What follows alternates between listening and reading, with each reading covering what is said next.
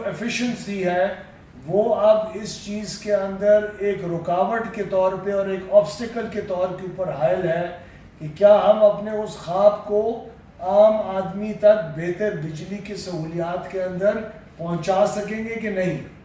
اگر آپ کے سی او، آپ تمام سی او صاحبان جو پوری ایک ٹیم کا حصہ ہیں، یہ تمام چیز آپ سی ای اوز اور آپ کی سینئر جو مینجمنٹ آپ کے ساتھ بیٹھی ہے اور ایکسینز اور ایس ٹی اوز اور لائن مین اور میٹر ریڈرز، ان تک سارا انحصار آپ چند ہزار لوگوں کے اوپر ہے، اور کسی بھی لحاظ سے اور کسی بھی طور طریقے سے ہم لوگ نہیں برداشت کر سکتے، چاہے ہم کرنا بھی چاہیں، چاہے ہم جتنا بھی صبر کا مظاہرہ کرنا چاہیں، ہم اس بات کے متحمل نہیں ہو سکتے کہ ہم کسی بھی صورت میں اس برداشت کے فیکٹر کو آج استعمال ہونے دیں.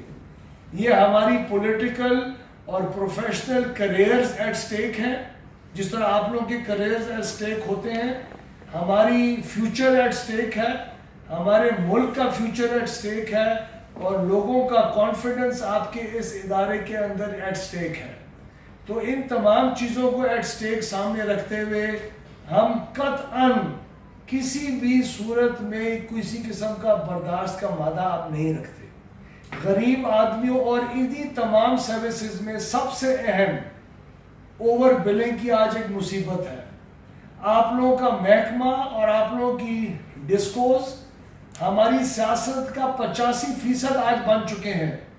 لوگ ہمیں آ کے کمپلین کرتے ہیں کیونکہ سسٹم آٹومیٹکلی کام نہیں کر رہا. لوگ ہمیں آ کے کہتے ہیں سفارش کروانے کا کیونکہ آپ کے سسٹمز آپریٹ نہیں کر رہے. 1997 1998 1999 2000 2002 2003 تک بجلی کی محکمہ سیاست کا ولیج الیکٹریفیکیشن کا علاوہ حصہ نہیں ہوتا تھا. آج ٹرانسفارمرز، میٹرز، رانگ بلنگ، ان سب میں لوگ پس رہے ہیں. ہم نے لوگوں کو ریلیف دینا ہے. نواز شریف کی سیاست نے وہ سیاست کر ہی اس لیے نون لیگ رہی ہے تاکہ لوگوں کو ریلیف دے. ہم نے یہ ریلیف ہر حالت میں ٹرانسفر کرنا ہے. رانگ بلنگ کو روکنا پڑے گا. ہر قسم کے غلط بل جو ڈیٹیکشن بلز ہیں ان کو روکنا پڑے گا. اس کے علاوہ